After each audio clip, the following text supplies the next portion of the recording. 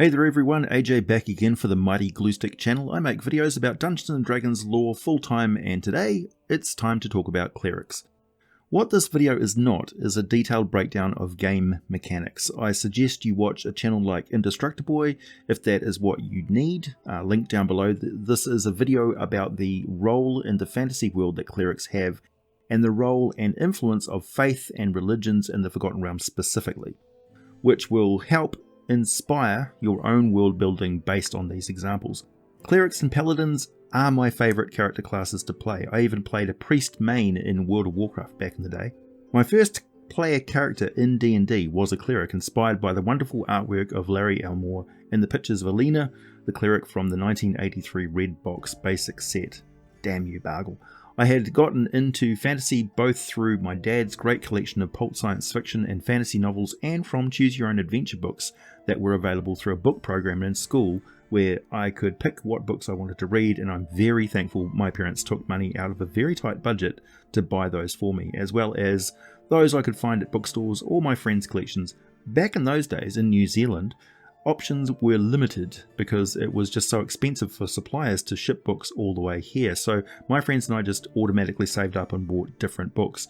No discussion required. Each of us had different RPG books. The one exception was Dungeons & Dragons. We all had a set of D&D books eventually.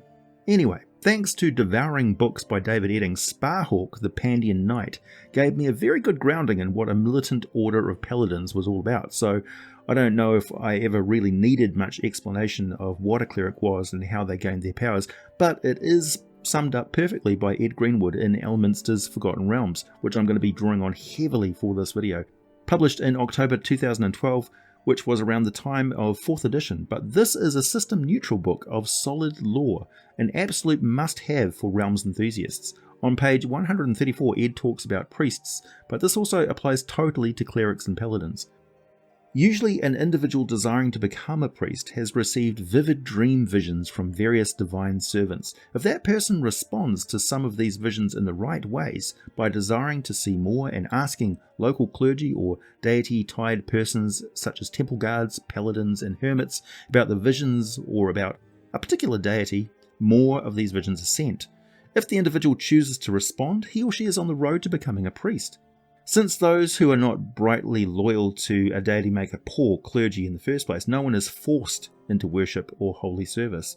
Stepping forward on that road often takes the form of contacting a temple or a passing teacher or undertaking a vigil at a known holy site to receive more guidance. Someone who meditates at such a holy site might receive more vivid dreams or even a manifestation or a visible sign such as Lathander's holy glow, coming briefly into existence around the person's head or upon an altar, holy stone, marker site, something like that. Each faith, and in some cases each temple, has its own way of taking in supplicants, should the character at that point reach out to the organised church. It is possible for a priest to serve more than one deity, but it's not easy, so it's very rare, even among adventurers. Both the personal nature of worship and devotion and the rarity of close sharing among deities works against such double dealing. It's not impossible. If a character does attempt to serve two masters, the opportunity arises for extensive role-playing, with ongoing moral dilemmas, God-sent tests, and the occasional tug-of-war between two different deities over the deeds and loyalties of that character. So this tells us a whole lot about the relationship between clerics and their god, and how this impacts role-playing a cleric going on adventures. But almost everything that comes after that part really depends on the god in question and how that cleric serves them. So there's a huge variety beyond that basic relationship and communication. I should also point out that while there is certainly a huge bias towards good aligned player character clerics, the evil variety do operate openly in the Forgotten Realms society, and I'm going to be talking about that specifically later in this video. Being aware of the signs of a god communicating to them is where the high wisdom score of the cleric comes into play. They need to be individuals who pay attention. Observation and awareness of the here and now, the world around them, is a huge focus for clerics, as is their measure of dedication and mental fortitude, all wrapped up in that one mental attribute.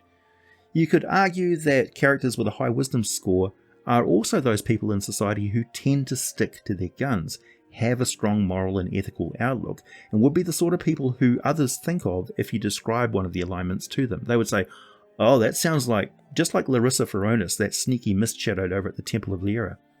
Professional fighters, wizards, and bards can at times make decisions almost at odds with their alignment on paper, but clerics and paladins do have a reputation for being a bit stubborn and set in their ways for a good reason. It's that quality that attracted the attention of the deity in the first place.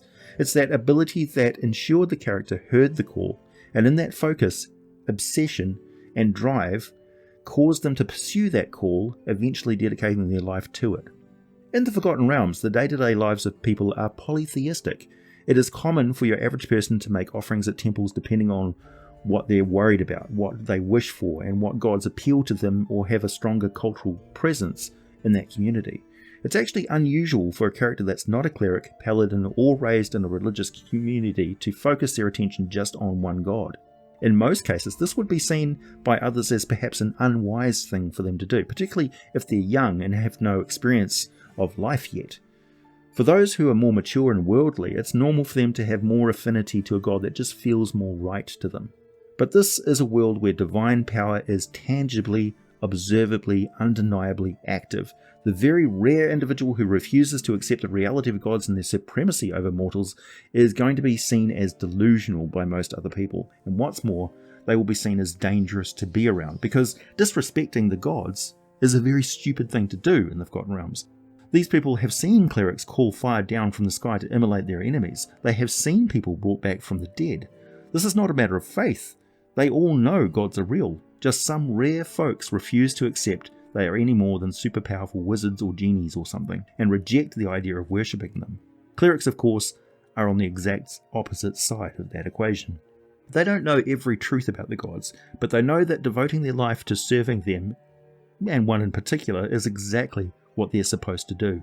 Now, I mentioned that hearing the call and heeding it is the beginning of a cleric's journey, but the question pops up, do the gods know which mortals they should call to? They have incredible awareness and sensory powers that dazzle the imagination, but do they look into the hearts and minds of every individual with a high wisdom score? Well, probably not. There is most likely some event, some moment in that mortal's life that caught the god's attention.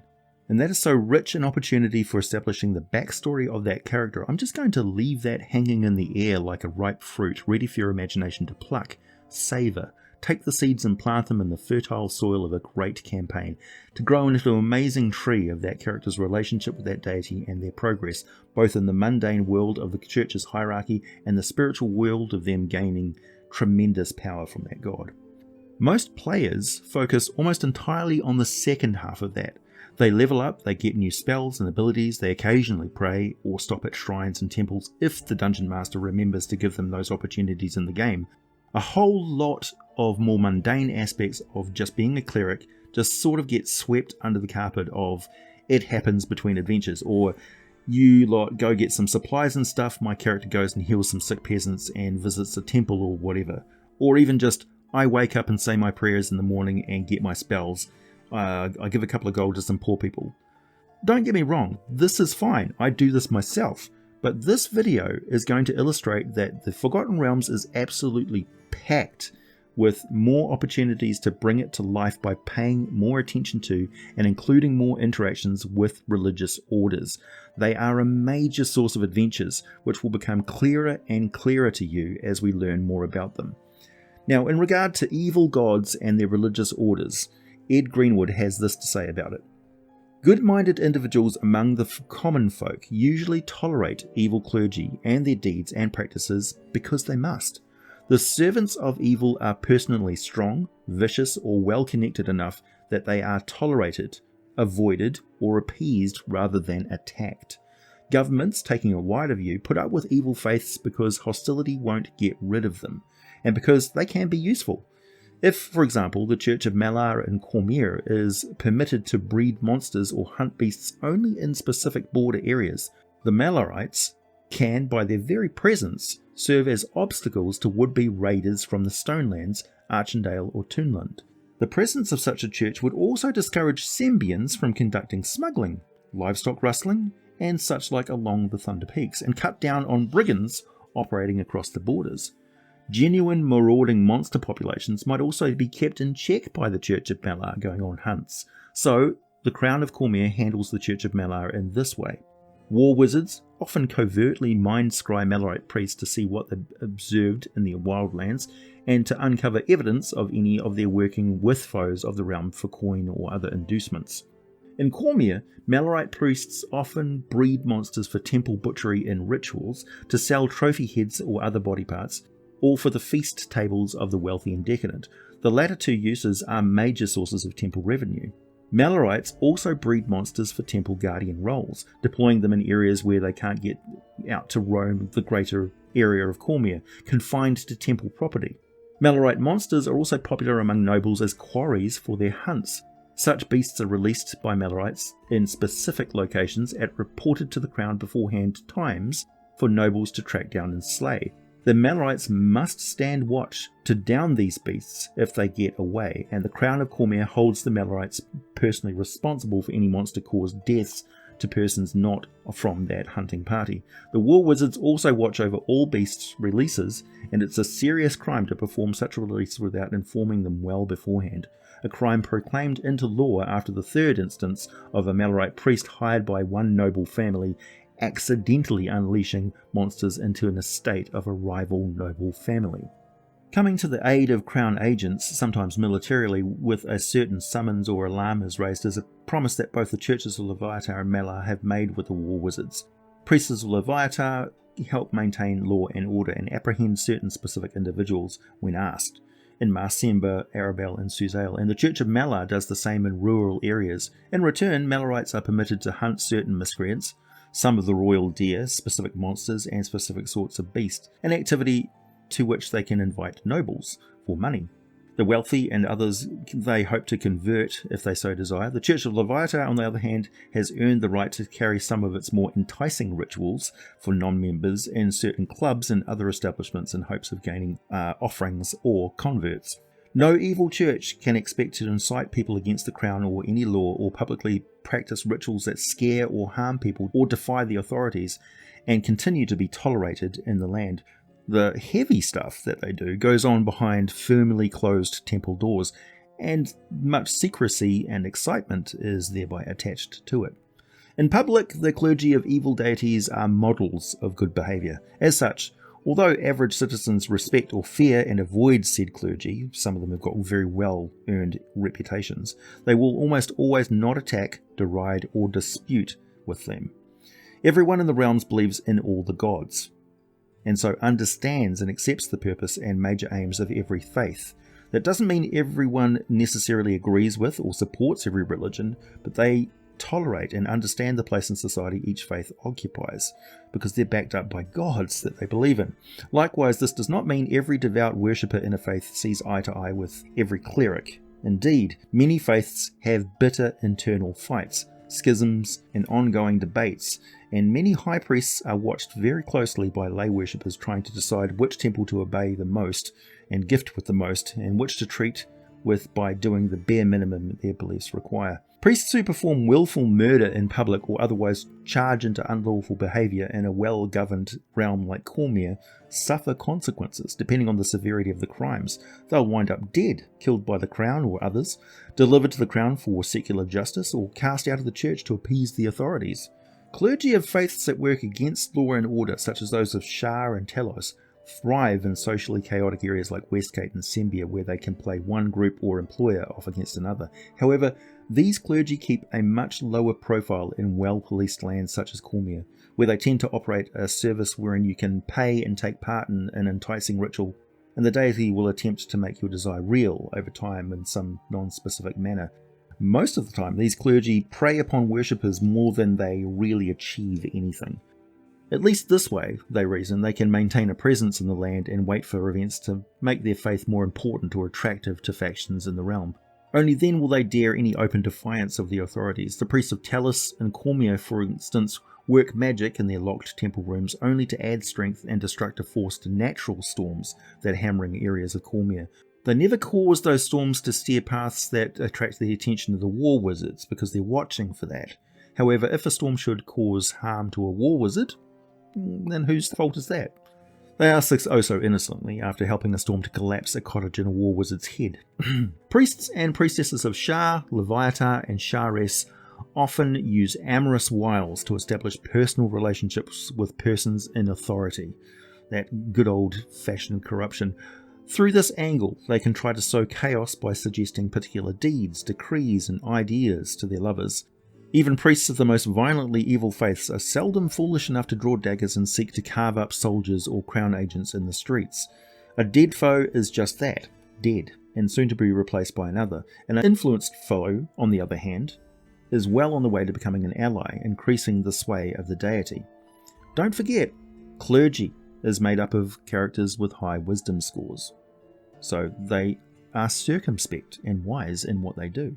Right, it's time to sit back, grab yourself a beverage. We're about to get deeply nerdy as I go over all the different faiths of the Forgotten Realms, mainly from a human point of view. I do talk about the pantheons of other races in their own videos that you can find on my channel in the extensive back catalogue. Again, just to be clear, I will be reading directly from Ed Greenwood's work in Elminster's Forgotten Realms in part, as well as adding details from other sources, but mostly Ed because his writing in that book is very focused on the actual religious organisations of each god. Perfect for learning about how clerics from each faith operate. So if you're a dungeon master who is looking at creating an NPC cleric of a particular faith, this will be a good resource for you. I'll be adding timestamps in the description under the video so you can easily reference this if you're a player who's looking to decide what sort of cleric you want to play. Auril, the Frost Maiden, Ice Dawn, the cold goddess of winter. Her holy symbol is a six-pointed snowflake. Her clerics are called Embraces. They wear ice-white robes with blue trim, cast cold-based spells, usually pick from the nature and tempest domains, and have a holy book of Auril called Revelations of the Ice Dawn. Some Fae believe she is also the queen of air and darkness, but this is not true. Auril's Embraces are reluctant allies of the faiths of Malar, Umberlee, and Talos. They see these gods as the deities of fury. The creed of the Embraces is to make all Faerun embrace the cold and work to chill the realms by means of weather magic to hasten the rightful and inevitable icing of all. Everyone should shiver from cold, not fear, at least once a day. They pray a cold, cleansing prayer standing in the cold until a fist-sized block of ice melts against their body, and once per winter season at least they must kill a creature by cold, as a sacrifice to their goddess, so they are not allowed to eat it afterwards. Their secular aim in the world is to dominate and control all surface overland roads and trails in snowbound regions, where they exact a hefty toll on travellers. Those who refuse to pay will be facing severe cold weather conditions on their journey at the very least. To this end, Embraces tend to construct roads and maintain trails, including trails across frozen lakes. Rather than do the work themselves, Embraces tend to dominate and force others to do the work for them.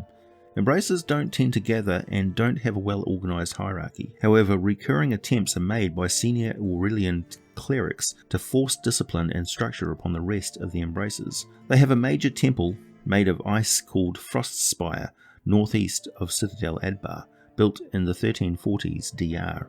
The Embraces are most active in cold realms such as Impeltur, Narfell, Vasa, and Damara.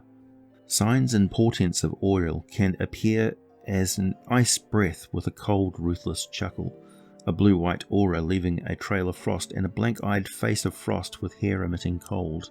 Her holy days are midwinter night and a ritual of storm summoning at the onset of winter called Coming Storm, and at the end of winter called Last Storm. Humans have been around for a very, very long time, and Auril is an ancient goddess who is worshipped by many races in the Frozen Far and beyond. Azuth, Lord of Spells and God of Wizards. His clerics are called the Magistrati, or simply the Enlightened, and they favour shimmering grey fabric for their clothing. Azuth's favour often manifests as an electric blue radiance. His clerics have access to the portfolios of arcana and knowledge. Enlightened are a fairly independent lot who serve their god as they see fit. The creed of Azuth is that magic is a force for bettering the lives of mortals, through those adept at using it correctly, and should always be used for such. Wielders of magic, which they call the art, should conduct themselves in a manner that makes them valued and respected, so that acceptance, not mere tolerance, of magic will spread and grow stronger. Everyone's life is bettered by magic, but can be enriched and exalted so much more if the art is used responsibly. Clerics of Azuth seek to educate and support arcane spellcasters, and oppose those who use the art for tyranny, and coercion.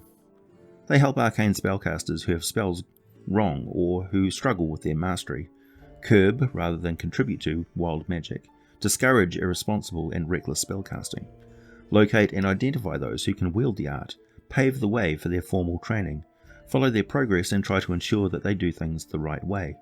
They are opposed to magic duels and the act of concealing or destroying magical knowledge, and are required by their god to craft a new spell every year or modify an existing one to produce new effects and uses. So unlike most clerics, the Enlightened study arcane magic and are dedicated to it like they were Jedi and it is the Force.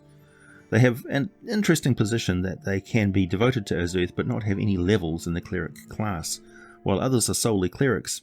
In the secular world, clerics of Azuth seek ever greater acceptance of the use of magic and work behind the scenes to advise rulers, train nobles in the art, and ensure that the use of magic in merchant affairs, trade, and manufacturing becomes ever more commonplace. There is a fairly common faction within the faith that they call Yuntarists, who see nothing wrong with getting very rich in the process. Since there is no formal hierarchy in the Church of Azuth, this divide in personal attitudes to worldly wealth has not yet boiled over into any sort of crisis, but it's only a matter of time. The Church of Azuth is a bit old-fashioned in their traditions, pedantic in their debates, and are seen as oblivious to real-world problems within the realms. However, that is just public opinion. Within their faith, there is a faction called the Loom Wardens, who keep close tabs on sorcerers and work to reduce and eliminate wild magic. And there are the Spell Savants, who seek to unite all branches of the art and share in the development of new and profound magical understanding. For those students of recent Forgotten Realms lore, Azuth was restored to godhood in 1487 DR and is back in his original place in the Pantheon after the Second Sundering. Bane, the Dark One, the Black Lord. His clerics are called Dark Hands and wear black and red. Their clothing style reflects their position in the strict hierarchy of the church. They all wear at least one or two holy symbols of Bane on them at all times, typically in a hollow boot heel, on a belt, a chain around the neck. They always sew his symbol into their clothing. His clerics have access to the domains of war and order. Baneite customs are fairly stark and simple. They don't celebrate any holy days, instead showing their gratitude to him through service and the ritual torture and sacrifice of sentient beings offensive to the god according to their creed. Clerics of Bane pray for their spells at midnight, pledging their eternal loyalty and service to the Black Hand on pain of death. They believe the world is made stronger by mighty and ordered rule, with the ruled made to fear their rulers and to hate common foes. Weakness and frivolity should be publicly destroyed for all to see and heed. Dark Hands believe goodness is just a shelter for weakness, and the whims of those who profess noble goals. Evil is the true state of nature, for winning is everything and oppression is natural. They strive to fight against good and exalt evil, tyrannize and destroy the weak, so that in time all will become better and stronger, everyone knowing their place and not daring to question or become disruptive. Dark Hands actively aid tyrants and oppressors, but if they disagree with the tenets of Bane, the Dark Hands will shatter them sooner or later. They see themselves as the forge that tempers rulers to make them ever harder, stronger and more evil. Dark Hands eliminate lawbreakers, but do so with brutality. They are required by their faith to kill or thwart a good creature every day, bring down arbitrary lawkeepers and aid the brutally law-abiding. Make others fear Bane, fear the law enforcers, and specifically fear the Dark Hands whenever possible. Almost all Baneites seek to establish control over trade in a region that can be used for tyrannical purposes, such as selling or smuggling weapons or slaves. They then attempt to use the proceeds of this effort to enrich the church and themselves, as well as to try to win themselves land, wealth, and ever-increasing influence over local rulers.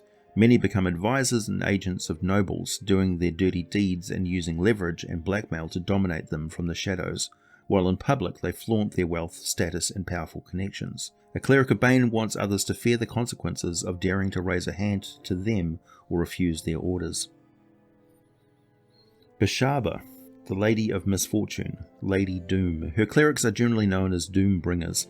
They are granted access to the domain of trickery, and their religion is seriously bad news. Doombringers spread fear of Beshaba daily in everyone, high and lowborn alike, because all should venerate her and not be distracted by arrogantly blind gods like Bane. Doombringers believe that the fear of Beshaba is just and prudent, for misfortune is inevitable. The so-called good luck of Taimora is made of lies and bright glimmers of false hope. Beshaba's way is the way of the world. In the end, Beshaba shall reign triumphant, and will protect and preserve those who have spoken for her and served her. They seek to remind people to be among her favoured, or they will surely perish. They are instructed in their training and doctrines to trick people, spread misery and worry by what they say and do. They seek out, collect and perfect the art of retelling stories and tales, true tales of misfortune that happened to those who repudiated or neglected their veneration of Lady Doom. And whenever they witness such acts of repudiation, they are obligated by their faith to punish the repudiator in ways swift, dramatic and public, so as to spread fear among witnesses. They engineer misfortune in others as a form of daily veneration, to evoke pleading or screams from others daily. Doombringers work what misfortunes they can without falling afoul of local law or authorities. They spread chaos by thwarting or destroying lawkeepers and government officials whenever prudently possible. They will campaign against lawkeepers, making them miserable by harming or frightening their families, or by spreading false rumours about them, or by stealing or ruining whatever they hold most dear. In short, the Doombringers are the reaching, ravening talons of Beshaba, a pack of right bastards, and what is worse, this religion tends to attract those who would profit off others' misfortunes, so they run insurance scams, start civil wars, drive off law enforcers, and profit off the chaos and looting. They're particularly good at increasing the tension between the rich and poor until it reaches boiling point and raking in huge profits, most of which goes back to the church, but they make a tidy sum for themselves. Beshaba tends to pick one favoured servant in the realms, and for an unknown amount of time, so that they tend to be very busy in the time they have under her good graces. Her clerics offer an entreaty to Beshaba of spells and sacrifices of alcoholic beverage, such as burning brandy or wine. There are 2 festivals in the calendar of Beshaba followers, at Midsummer and Shield Meet. Both are celebrated by revelry and indulgence in food and drink. There are 2 other factions in her religion. The Blackfingers are a secretive order of male clerics, thieves and fighters who act as assassins, dedicated to Beshaba's name. The Wormlucks exist to counter the Church of Taimora. They are priests of bad fortune, serving as a focus for calamities which occur wherever they go, often affecting them as well. Unlike regular Doombringers who wear purple with mauve and black and sometimes antlers or a white wig, the Wormlucks wear bright red robes worn over armour with long unruly white wigs. Bhaal, the Lord of Murder. His clerics are known as Deathbringers. They wear black and have access to the domain of death magic. Bhaal is a god of death, pure and simple. His clerics are expected to murder people, and if at all possible to do it in the dead of night, one-on-one with witnesses, using their skills to elegantly and swiftly murder someone of their own kind, ideally a member of the clergy of Chauntea, Helm, Ilmater, Lathander, Leira, or Tyr, who are more powerful than they are, which by the doctrines of their faith would be very satisfactory to their god. They are expected to kill something every day and kill a person once per 10 days, so it's no exaggeration to say that Deathbringers are just looking for any excuse to murder someone. They really are. The Hitman character Victor Zsasz from the Gotham series is a perfect example of what a Deathbringer of Bhaal would be like in person. They have their own code of conduct, but respect for life and empathy for others is certainly not included. Deathbringers receive instructions from Bhaal only rarely and only in nightmares. Otherwise they seek to enrich themselves by their killings, by plundering the victims or acting as hired assassins. They're expected to share half of all coins they make with the church, by tradition, but other wealth is theirs to keep. Obviously it can be difficult to satisfy the demands of the faith in one area for very long, but adventurers and travellers who may not be missed, particularly clerics, will certainly get their full attention. Chauntea, the Great Earth Mother. The clerics of her faith are known as nurturers. They believe that the Earth Mother is everything, and her health is everyone's health. She feeds all, clothes all, waters all, and shelters all. For the nurturers, no god is greater than her. No god is more forgiving, more nurturing, or more essential, and they never uphold any other god above her. They seek to fight disease and blight and those who spread it, especially the foul servants of Talona. They travel and give seeds freely to those who will use them well. They plant and sow wherever it seems best, and restore green-growing things that others have despoiled. Many druids follow this path, but there are plenty of clerics as well, guided by the oldest and most experienced among them. They gather great understanding of the world through observation and recording notes about it, sharing this wisdom with each other and those who come to them for aid. They travel the land as part of their faith, acquiring knowledge through action and by talking to druids, farmers, woodcutters, hunters, quarry folk and others who work close to the land each day. They tend to and plant at least one growing thing each day and work to remove disease and problems with the health of forests and so on. They'll also walk barefoot in forests so that they can feel Chauntea talking to them through the soles of their feet. This is not just some quirk, they really do sense the mood of the land they're in contact with. They are required to keep moving by their goddess, so seldom settle in one place, though they do own land that they use as waypoints and temples, none of them permanently stationed there. They also set up rich plots of land as market gardens, with the money going back to the church elders. Chauntea is a close ally of Silvanus, but more about cultivated life, while Silvanus is about wildlife. The nurturers wear forest green, white and yellow, but traditionally wear a brown cloak over top. They have access to the domain of life.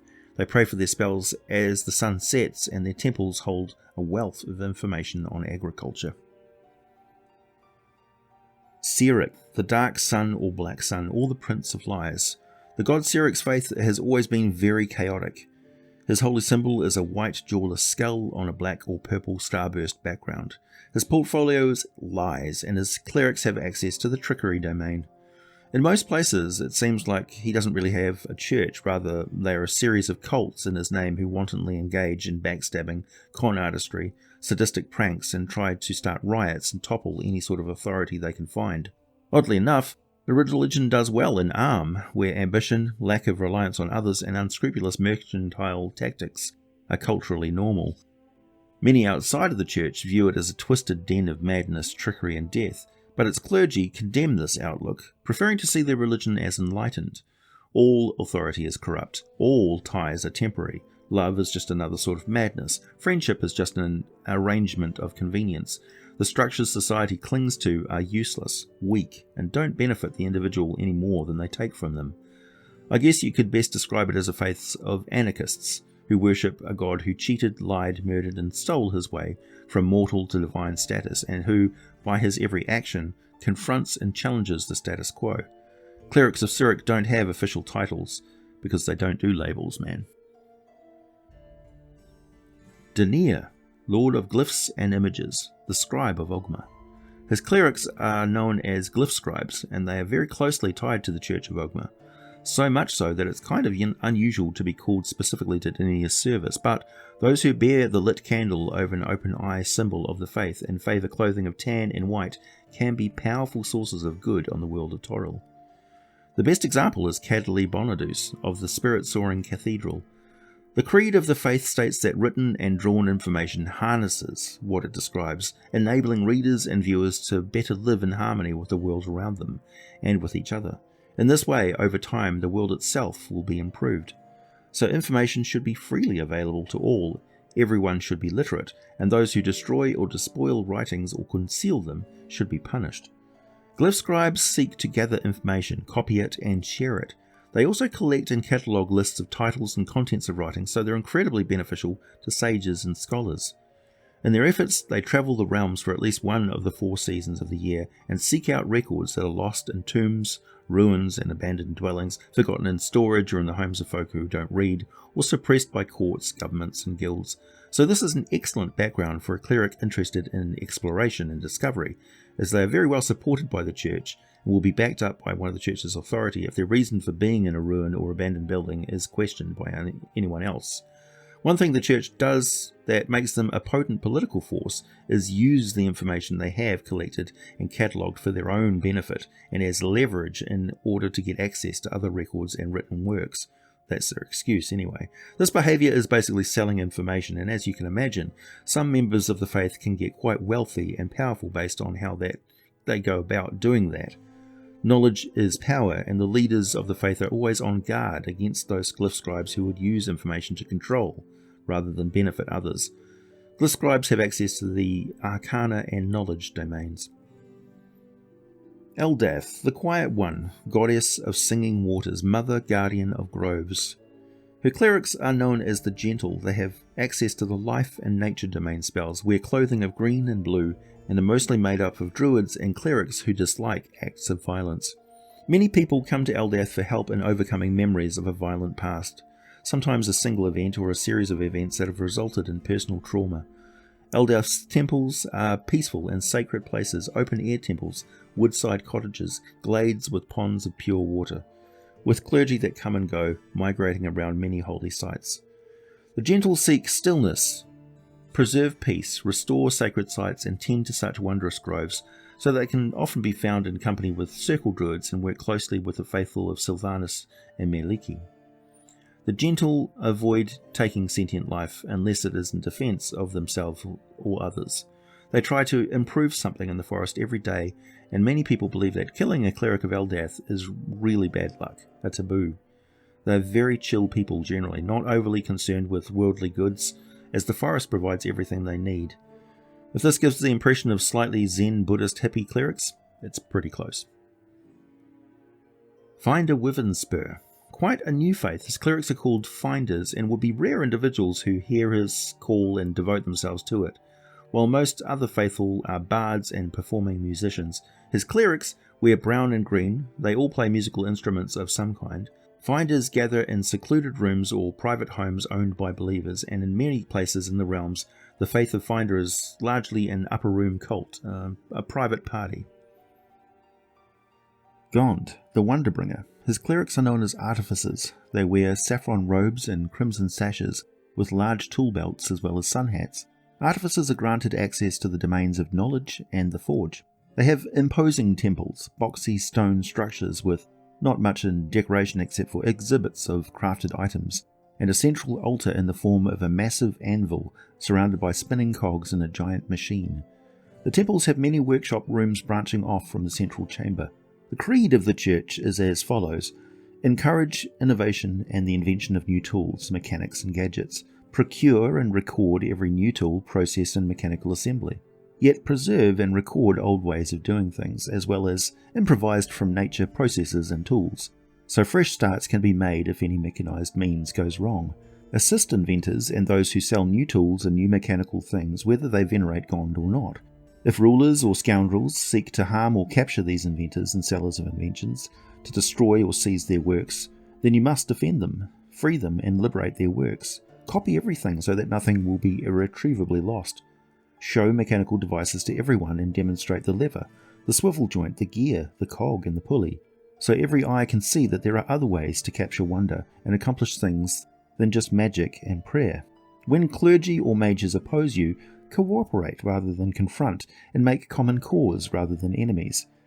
However, there is a darker side to their religious order, a power that flows from the high holy craft house of inspiration in the city of Ilil on the island nation of Lantern. Through their transformative and highly valuable technology and the powerful wonders that they create, they secretly seek influence over every foreign ruler possible. So the works of Gond will be embraced by all, by force, if necessary. Traditional guilds who stand in the way of Gond's clergy are smashed. Artificers of Gond can call on the fabulous wealth of the church as generates it in its private sales of shield guardian golems across the realms, and the sale of all smoke powder also garners them a mountain of gold, which they will explain goes towards the expenses of their research, development and manufacture of mechanical marvels for the good of all. To the public, magic and mechanics are not at war. Privately, they are deadly foes. While mages will bluster about and very publicly blow up Gondite machines, the artificers will wait for the right moment to take out the wizard without anyone suspecting they were behind it.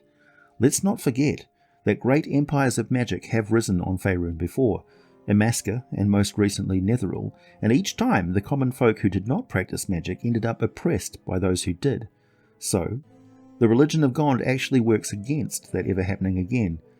Both the stationary Gondsmen in Waterdeep, Athkatla, Selgaunt, Selune, Baldur's Gate and other burgeoning cities of the realms, and the majority who wander, include ambitious individuals who hunger for power and wealth. They tend to be bold, but think ahead, establishing hidey holes for caches of weapons and transport vehicles, inventions that entrap intruders, and wealth. Each one of them has plans of his or her own, and God doesn't seem to mind his clergy doing well for themselves, so long as they use inventions, modify inventions, and stir others to invent and innovate as they proceed. Helm, the Vigilant One.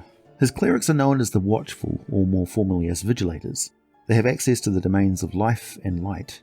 After a century of Helm being absent, their church has rebounded into power and strength once again, with Helmites being respected for their dedication and purpose, particularly in northern Faerun, where they can be relied on to come to the aid of settlers on frontiers who are regularly raided by goblinoids or orcs from the frozen far. Torm's faith is popular in Cormyr, the Dragon Coast, Tetheer, Western Heartlands and the Vilhon Reach, with a major festival to Helm called the Ceremony of Honour to Helm, taking place on the day of Shieldmeet, which the elves call the Day of Corellin's Peace. The Watchful believe that they must guard perfectly, vigilantly and wisely. They must guard completely, so if ordered to guard the king, that includes the throne and the castle around the throne. If ordered to guard a man, that includes his family, his drinking water, his food, his livelihood, and whatever else he holds dearest. The Watchful must be alert for slow and subtle attacks, not merely bold frontal challenges. However, they are also cautioned in their doctrine to be wary of their guardianship turning into officiousness and attempts to use their status or office to control others. Clerics of Helm keep prepared, study their foes, and read the wisdom of those before them who stood long, long hours and pondered life. They stand long vigils and practice the performance of their duties. Part of their faith also compels them to be ever watchful for corruption. The Vigilators have always made good coin by hiring their clergy out as guards of people and places.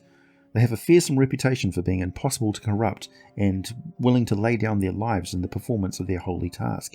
There are a few notable orders within the church, such as the Companions of the One True Vision, who were once famous for fighting in the face of overwhelming odds, the Watchers over the Fallen, who are battlefield medics, the Everwatch Knights, who are like a mercenary order of bodyguards, and the Vigilant Eyes of the God, made up entirely of paladins.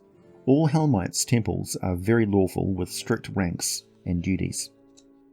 Ilmater, the Crying God. His clerics are called the Adorned and have access to the domain of life. These are the classic cleric healers. Ilmater is an ancient deity, an incarnation of compassion and the eternal foe of suffering. The Adorned share and give wise counsel, listen and provide comfort, support those in need and stand up for the oppressed, guide the lost, give food, water, medicines, firewood, clothing and shelter to all those who find themselves lacking. The Church of the Broken God also provides free end-of-life care and burials, temples operating kitchens and providing accommodation to the elderly who can't look after themselves anymore. The Adorned are expected to bear more pain in their life than is possibly their due, but only in service to others. The healers of their faith work directly with common folk to heal and lessen suffering, often in slums and wandering among the mortally wounded after battles. Pain bearers travel Faerun and seek to prevent wars, racism, class exploitation and tyranny, expose and bring slave traders to justice, or at least bring the justice givers to them. The Sanctars are a bit more secretive and operate within their faith to keep them on track and protect their clergy, which is where you can find some quite formidable monks and paladins of Ilmater. It is generally very hard to provoke a cleric of Ilmater, but acts of extreme cruelty and atrocities will force their hand, and those who harm or abuse children or other young innocent creatures will enrage the Adorned. The justified righteous wrath of a Sanctar paladin of Ilmater is fearsome to behold, as they will be filled with Ilmater's love, the god taking the pain of their wounds on himself as they fight. A paladin not even missing a step as crossbow bolts thud into their body as they march into the fray is quite intimidating. Some of the most fanatical of the Sanctars work to basically Robin Hood social imbalance, seizing wealth and redistributing it to the most needy. They also work to equalise taxation, to pressure governments into providing for the poorest citizens, and to ensure that courtiers and other officials found guilty of corruption are heavily fined rather than merely jailed or dismissed from their posts. Some Sanctars work tirelessly to find and expose such corruption, particularly when it involves the misuse of public funds that would otherwise have benefited the wider populace. Kelemvor, Lord of the Dead and Judge of the Damned, Lord of the Crystal Spire. His clerics are known as Doom Guides and have many duties, mostly involving tending to the last wishes of the dying and providing burial service to those who die alone, so they often work with the clergy of Ilmater. They also set out to cure diseases and defend people from monsters so that folks don't die before their time. They're also tireless hunters and destroyers of the undead. Doom Guides usually wear somber grey vestments and arm themselves with bastard swords. The Knights of the Eternal Order are dedicated to learning about and destroying the undead. The most solemn Order of the Silent Shroud are embalmers, gravediggers and crafters and cemetery workers, many not dedicated to the church other than passing on any rumours or sightings of undead, as well as any gravesite desecrations. Doom Guides believe that death is a natural part of life, that it is a necessity rather than a punishment. It was not the ultimate end, instead it's a step in the continuing and wonderful journey of a soul. Kelemvor has told his faithful that he wishes them to help people meet their deaths with dignity at their proper time and not before, so they certainly do heal and restore those who come to them seeking divine aid. They also do the best they can to be with people at their time of their death, informing them that Kelemvor is waiting for them and will be merciful and just, not to be feared.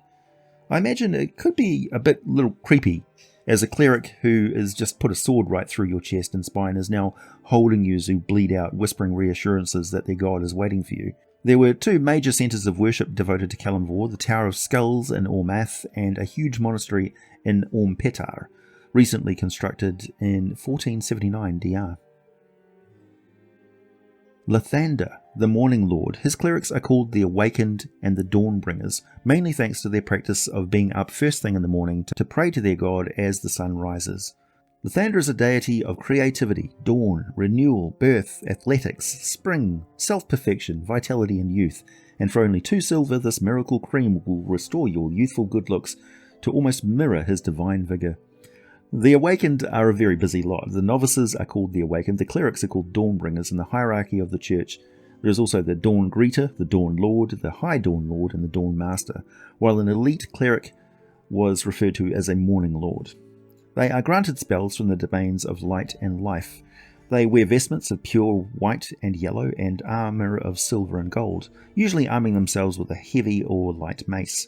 There are lots of temples to Lathander, and his clergy work to promote new beginnings and ideas, innovation and artistic expression, renewal and self-perfection, birth and fertility, creativity and vitality, youth and athleticism. They seek to share hope with others as often as they can. Every Dawnbringer is encouraged to share new ideas, as well as to help common folk everywhere with their new ideas.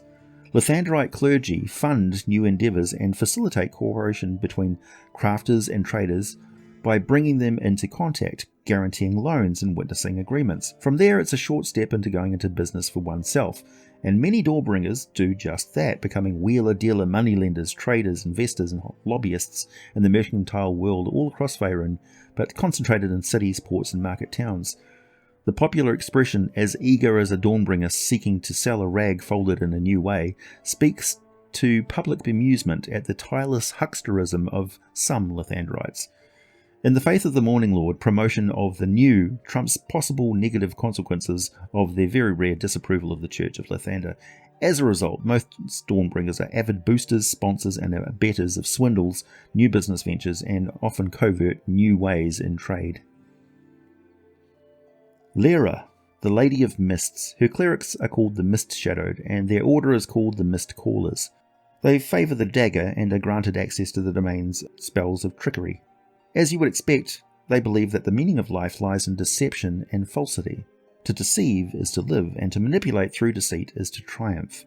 Bald fact is mere existence, and even death can be an illusion. If you believe nothing you see or hear, you embrace the goddess of deception and illusion, and will succeed.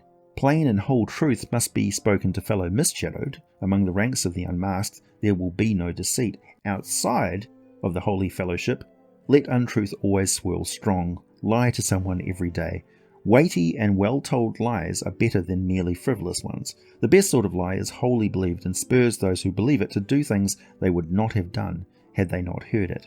Foster and pass on rumours daily and revel in the delicious sharing of confidences and gossip that are untrue.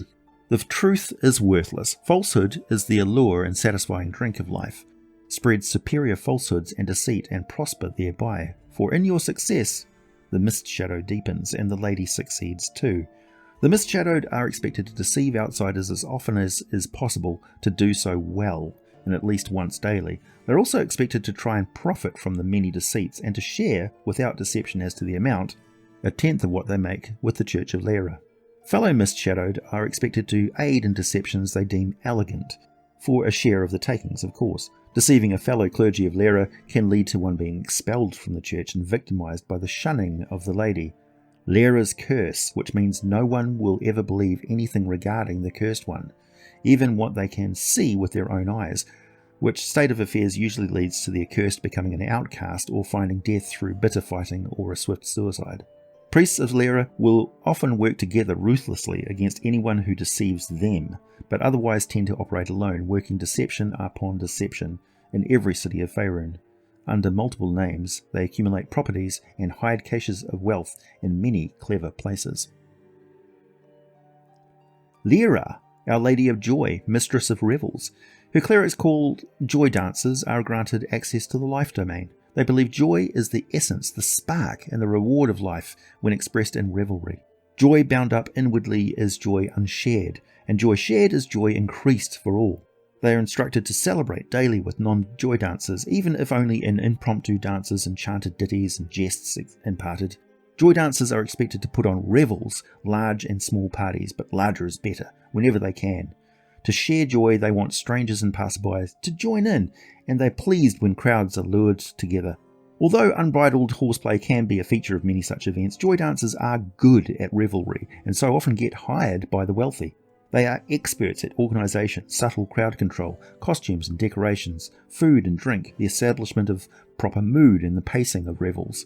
They're expected to share 20% of their takings with the Church of Leira, but may keep the rest, and many joy dancers do quite well from sideline businesses such as training dancers and acrobats, selling and renting costumes and catering. Some joy dancers aren't above covertly causing or encouraging local rivalries between sponsors of revels. This interplay results in each side trying to outdo the other year after year by putting on larger, longer and more expensive festivities, which joy dancers and others receive ever-increasing profits from. They also drive fashion trends in a similar way. Their faith is not all sweetness and fun though. They have a secretive order called the Scarlet Mummers, who are formidable martial artists. They tend to show up in defence of their faith to avenge the death of one of their higher-ranking clergy. Loviatar, or Loviatar, the Maiden of Pain. Her clerics are called the Inflictors, or more formally the Lashes of Loviatar, and have access to the domain of death spells. They favour the whip for obvious reasons. Essentially, this is a clergy of BDSM enthusiasts. It's a popular vocation for sadists and masochists alike, and the Inflictors can attain a great deal of wealth and influence through the manipulative relationships they form with the rich and powerful by catering to their more deviant proclivities. Their credo is to become ever more accomplished actors, playing the part of someone who cares deeply, so that they will be loved and longed for by those they hurt. It's against their dogma to force or coerce others into seeking the pain they provide. Their victims need to seek it willingly. Don't mistake this for them being nice people. They're also required by their faith to murder the clergy of Ilmater whenever they can get away with it. Lurue, the unicorn. Followers of the dancing unicorn believe she is natural magic embodied in divinity.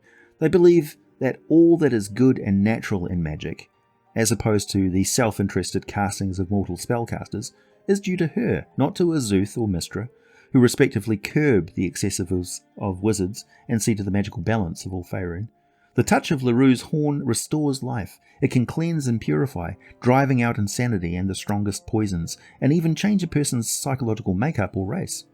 Contact with Lurue's horn brings the greatest rapture possible to anyone who can cast magic, imbuing such people, one time per individual, with glowing inner peace and endowing them with 9 spells they can cast by silent act of will once each time at any point in their later lives. These gifted spells appear instantly in the recipient's mind and are chosen by Lurue, and may be linked to their destiny or intended as aids to a mission the recipient is unaware of, or will become aware of, or the spells might inspire him or her to walk a certain path through life.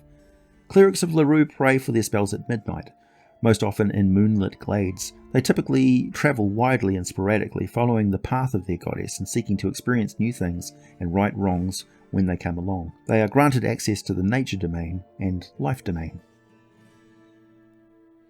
Malar, the Beast Lord, the black-blooded one. His clerics are called Blood Hunters.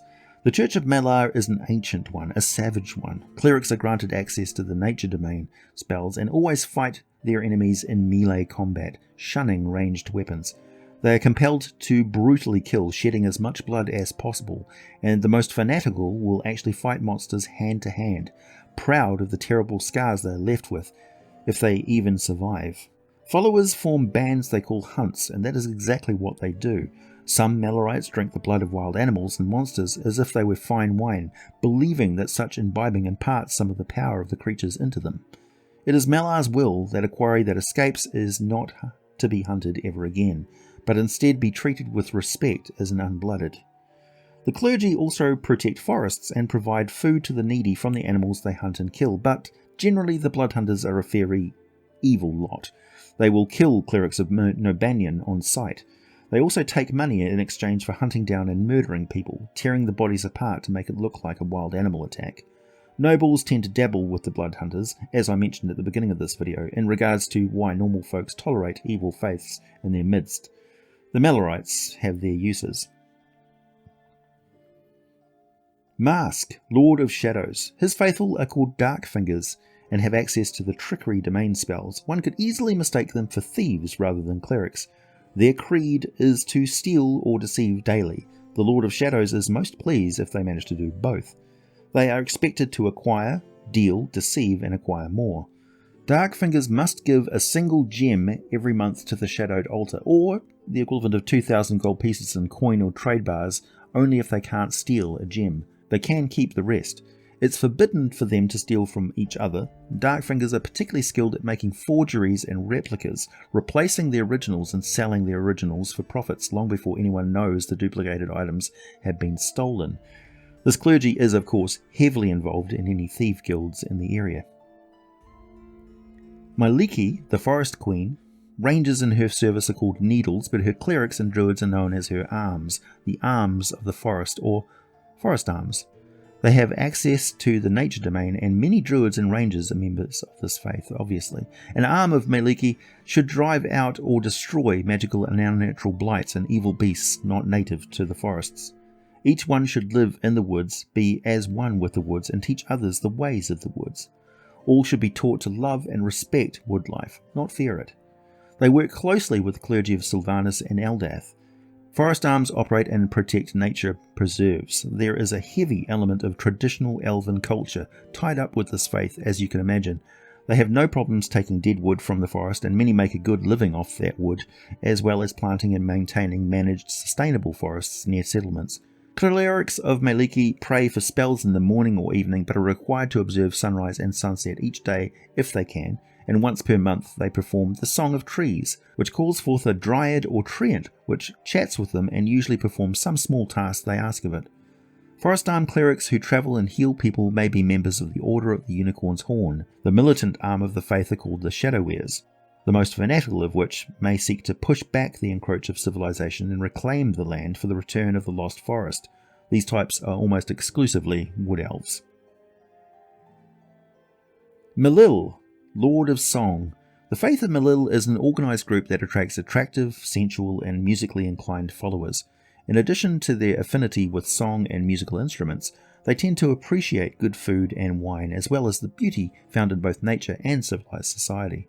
The church is comprised of primarily clerics, but also bards, mystics and spell singers who believe that music is vital to life and should be taught and practiced and appreciated everywhere. The clerics of Milil are called the Sorlin, and they spend their time performing and teaching how to make instruments for free, but they do make excellent money from selling the instruments they themselves make, as well as selling their services as expert music tutors. The casually organised priesthood of Milil expects every Sorlin to donate what coins he or she can spare to church coffers once a year, preferably in winter or at the coming of spring. The Sorlin engage in friendly competition with other fellow priests, donating ever-increasing amounts to show off their personal success. Nonetheless, Sorlin are essentially entitled to keep every coin that they make.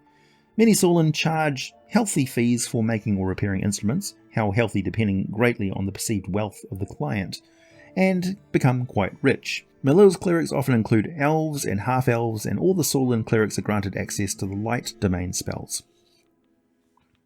Myrkul, Lord of Bones, the Reaper. His clerics are known as the Anointed, and they are granted access to the domain spells of death. His symbol is a human skull, and he is worshipped by undertakers, evil mages, necromancers, cultists, and powerful undead.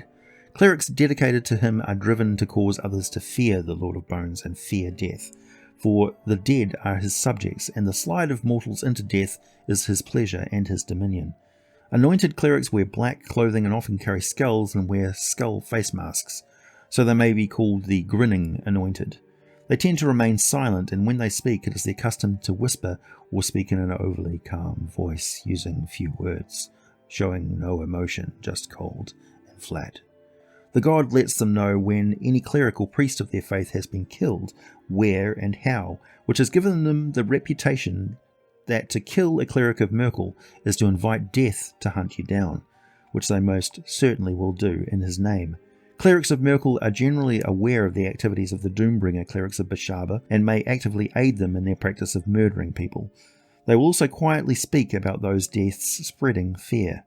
Myrkul likes mortals to always keep him in the back of their mind, to let them know he's waiting, and all of them will be his in the end, because death is inevitable. Few folks get in the path of the slowly walking clerics of Myrkul, and any who dare impersonate them for their own advantage will receive the very special and horrifically painful attention. Clerics of Myrkul are free to walk up and just take anything they desire. This freedom extends only to non-living objects. The loved ones of someone an anointed assaults or attempts to take captive typically will fight to protect their kin or beloved. Some anointed use this privilege to go through life never paying for any meal or any item they fancy. Others use it to amass large personal fortunes, which Myrkul doesn't seem to mind.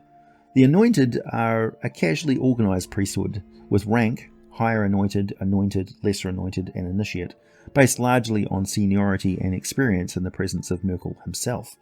Myrkul is known to visit those he favours personally, chilling them with his touch or embrace.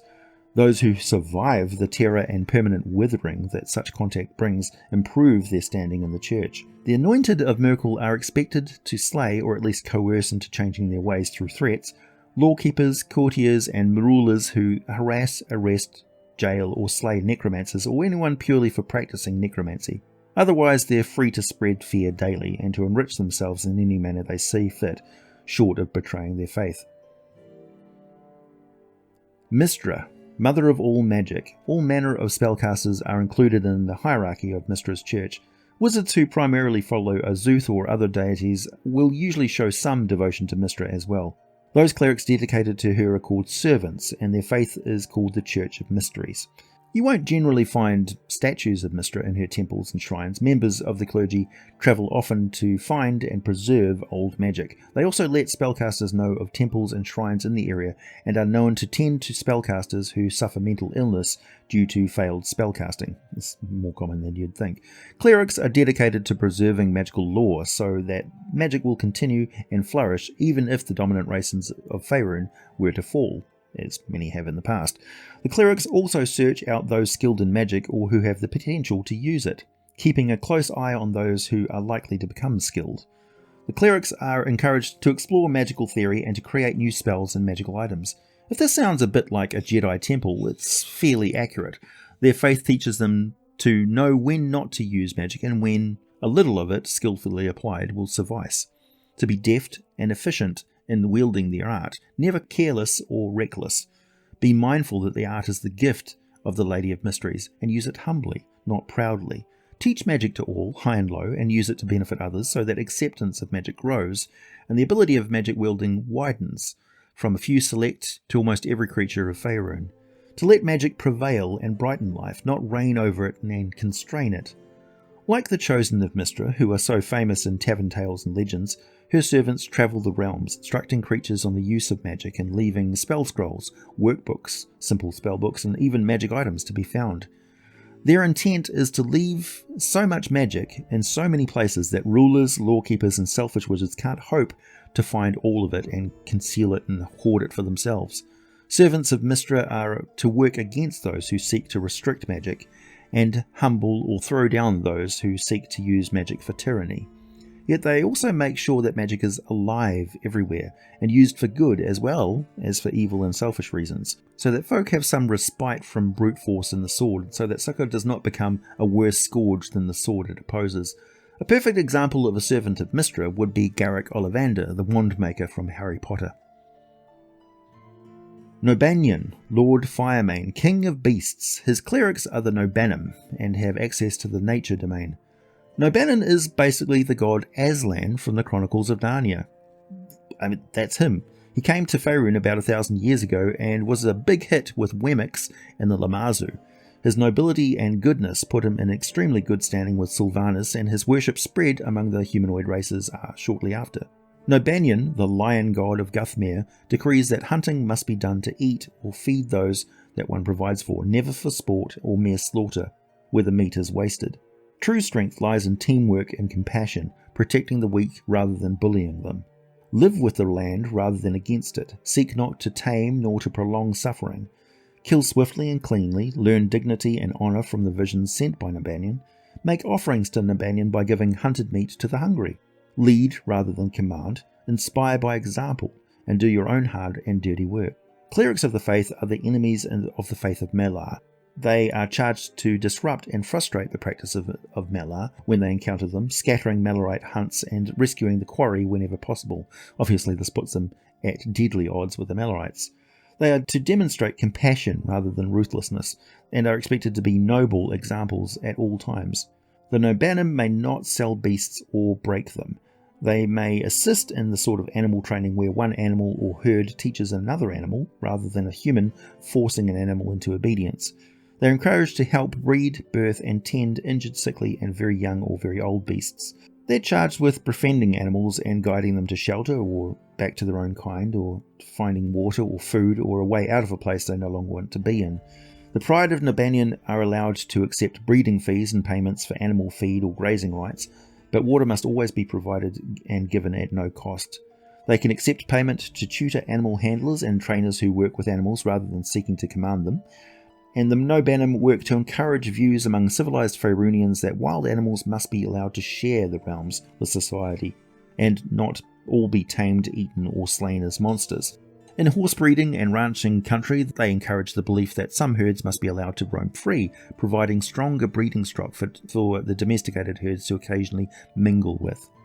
Clerics of Nobanion favour the heavy pick as their chosen weapon, and have two main holy days: the Festival of the Pride on the first 10 day of the month of Chess, and the Newborn celebration on the third 10 day on the month of Kythorn. Oghma, Lord of Knowledge.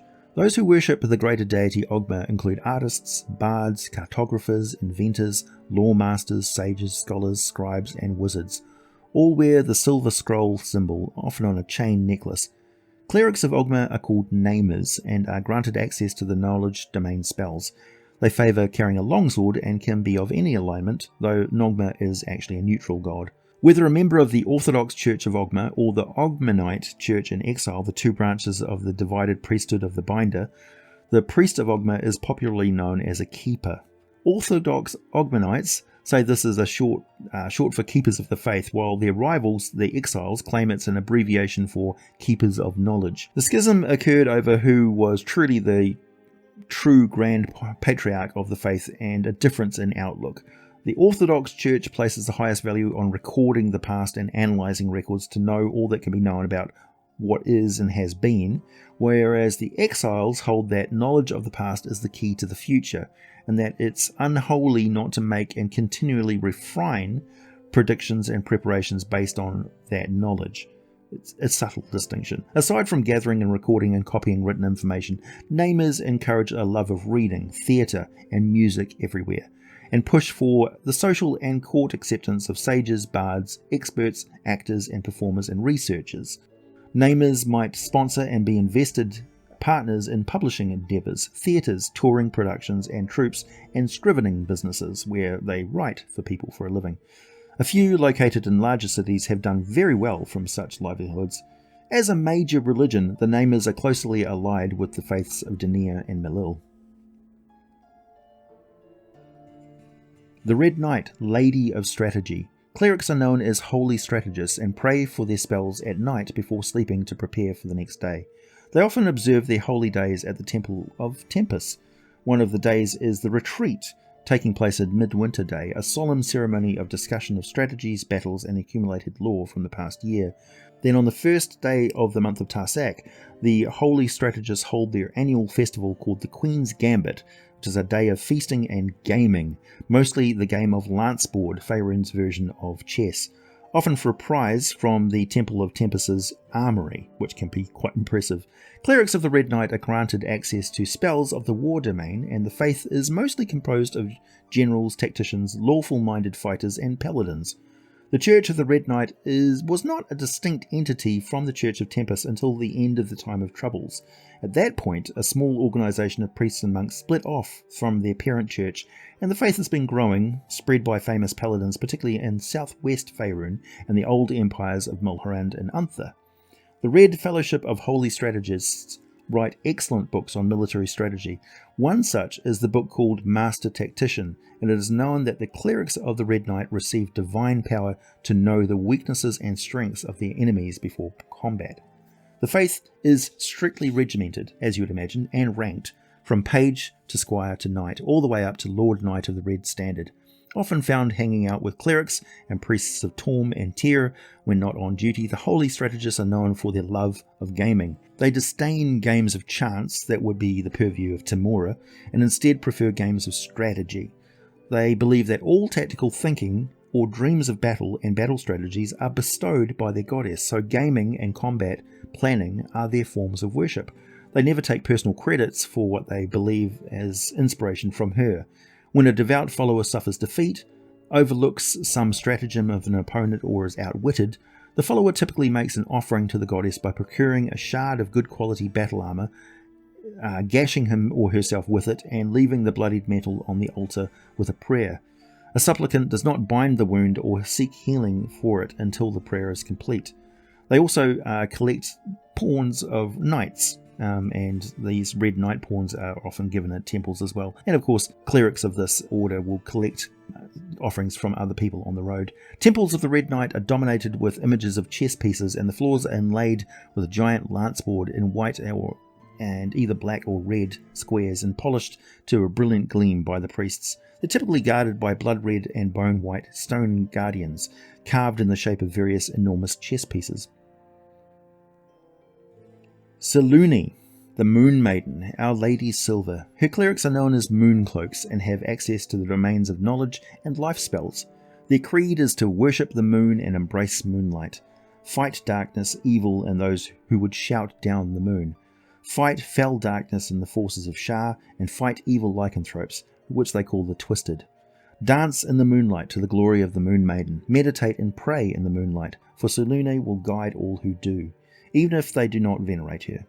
And love in the moonlight, for the moon conceived, have the moon alive within them, and will cleave to the worship of Selune. So long as the priests of Selune worship the moon, they're free to make coin by any means they desire. These sources of income can include wandering the realms leading worship under the moon and accepting offerings, or weaving, shopkeeping, smithy work, or even farming in accordance with the phases of the moon. Most are content to make a comfortable living rather than engaging in shady dealings in an effort to get rich or rise in political power or social influence. Clergy of Selune regard being pushy as poor form for anyone, not just fellow Mooncloaks. The Mooncloaks are more collegial than hierarchical, though they do have named ranks. The most powerful among them have the power to step into moonlight and assume a glowing gaseous form for a few minutes that they call the Moonglow. Mooncloaks are all about going on missions for their temples, and being given secret missions by the goddess herself. They aid each other as often as they can, and high-powered Mooncloaks can manifest a glowing sword of moonlight. But most clergy train in the use of the heavy mace, and they wear clothing of silver and blue. It should be noted that the clergy of Selune are mostly female, but not exclusively. Shar, Mistress of the Night. Her clerics are known as Dark Shars. They have access to the death and trickery domain spells. The clergy of Shar are a covert organisation that use subversive tactics rather than direct confrontation. The more public face of the faith are the Dark Shars. However, there is also a secret order of sorcerer monks that can tap into Shar's shadow weave.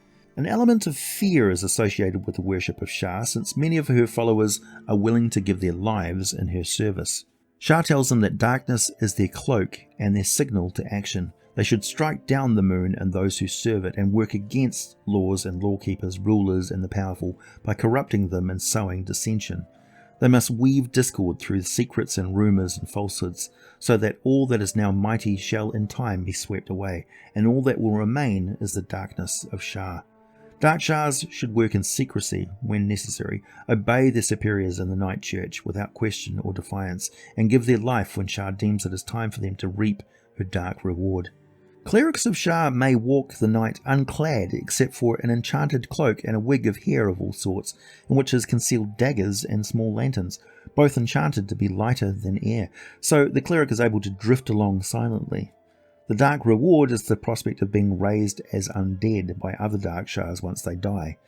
In any lands where there's an agreement where the Shar can be worshipped openly, her clergy are forbidden to work against the ruler and the lawkeepers of that land, but everywhere else in the realms, in ways great and small, martyrs of Shar are at work stirring up dissent, dethroning kings and sowing cynicism and disrespect for principles, authority, and the way things are.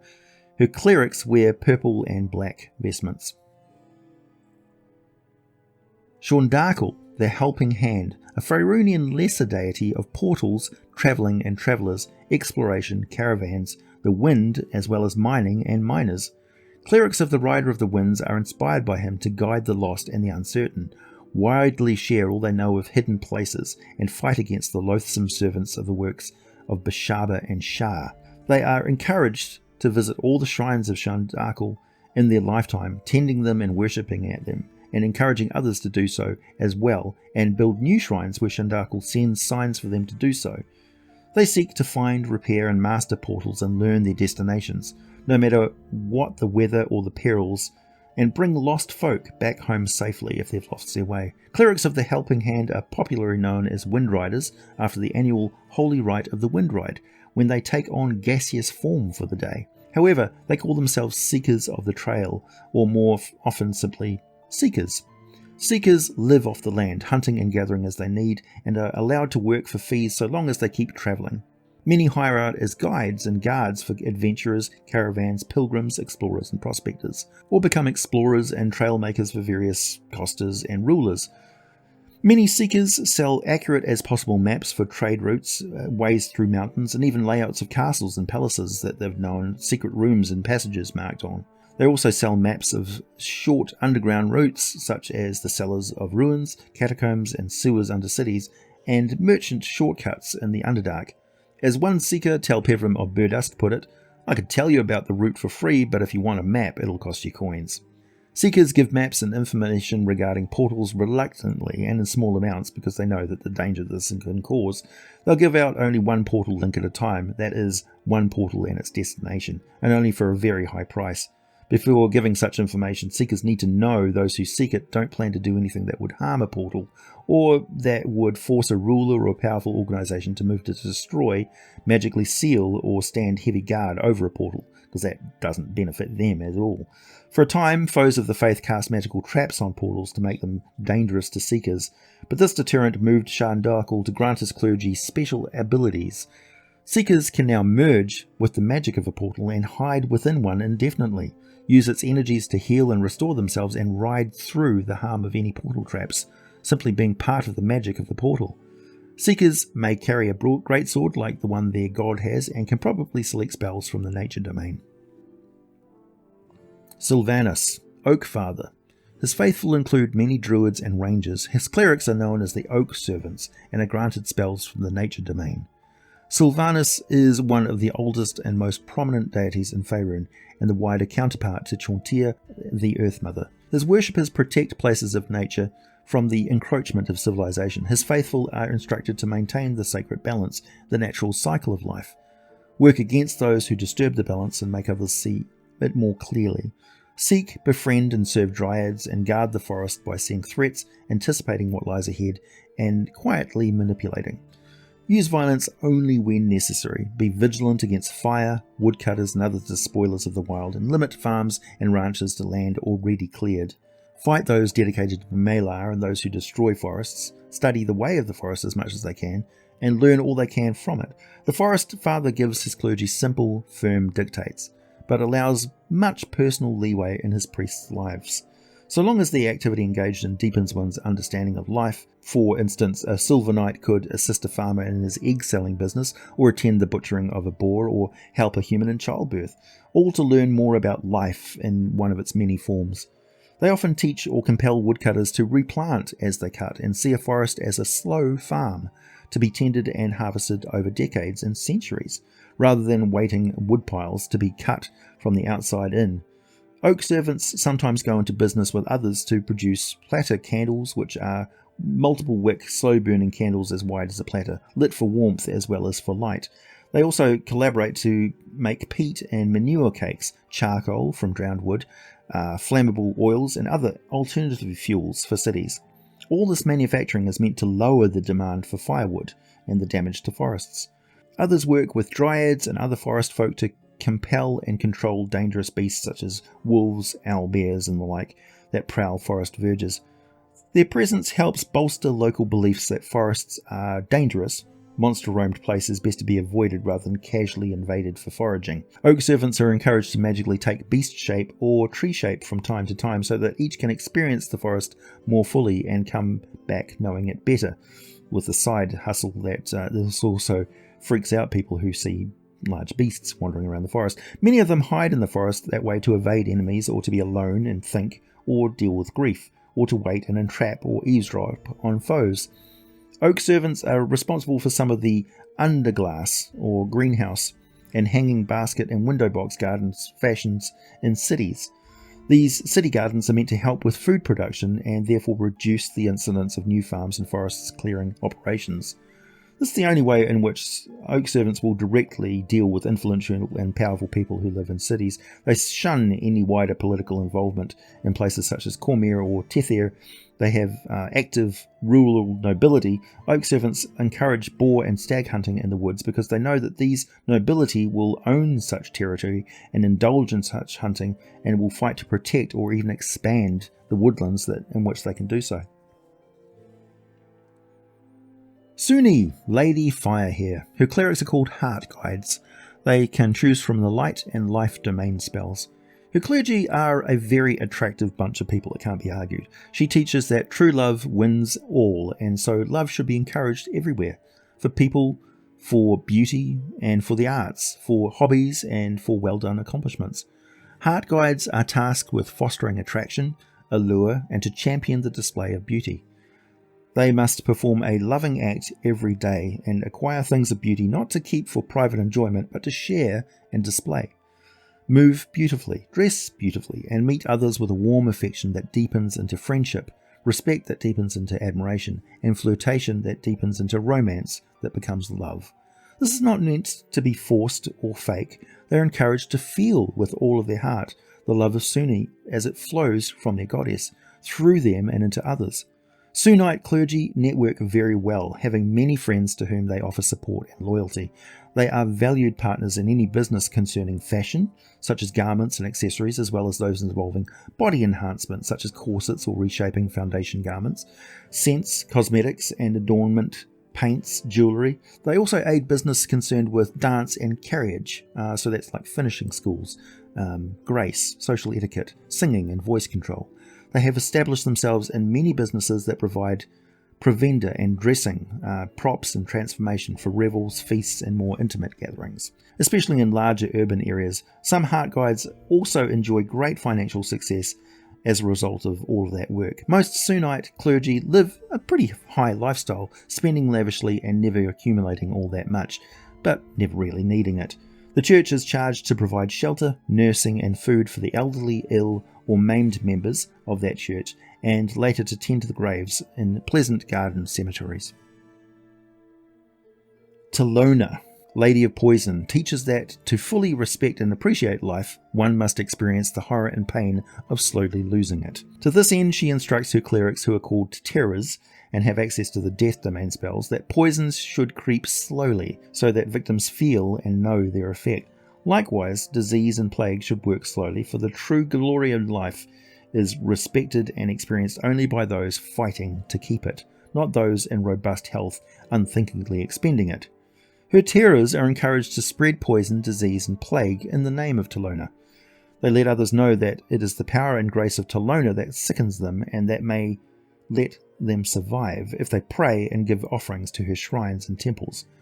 Talona's followers scar and tattoo themselves in horrible ways. They wear ragged, grey-green robes and are expected to go about quietly and seek out new diseases. Her priests carry daggers dipped in poison. Terrors are often attacked by fearful people using polearms or missiles to drive them away or keep them at bay. Such attacks are always done from afar because of fear of getting too close to the terror's poisoned daggers or any diseases the terrors carry. It's widely known that terrors covertly spread disease and seek new blights and afflictions to spread to regions they haven't yet known them, and so will be ripe for succumbing to them. They are readily recognised because of a holy custom for Talona to dress in ragged robes and to scar or disfigure themselves. This disfigurement is done by cutting, burning, or the use of acid, but the holiest way is to introduce a disease to do its work, the purpose of which leprosy is very popular.